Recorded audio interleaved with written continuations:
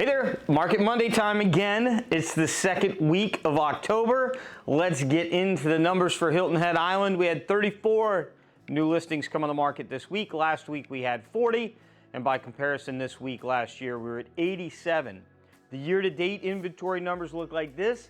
2,746 properties have come on the market on Hilton Head Island so far in 2021.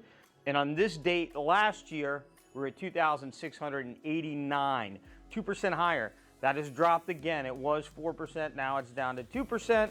We all have a bet if by the end of the year it's gonna flip. I'm betting that it's gonna flip. Take my bet, I promise it's gonna flip. Sales, we had 43 sales this week.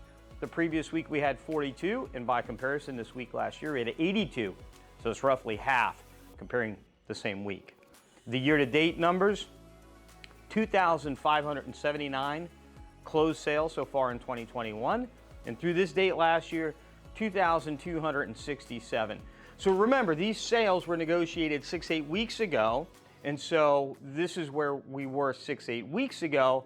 I want to show you where we are with under contracts. Under contracts are our glimpse into the future. This is where the market will be in 6 to 8 weeks. We had 48 pending sales this week. Last week we had 53. And by comparison, this week last year we had 82. The year-to-date numbers are very interesting. 2,662 properties have gone under contract so far this year.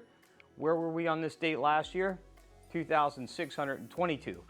Lots of twos and lots of sixes.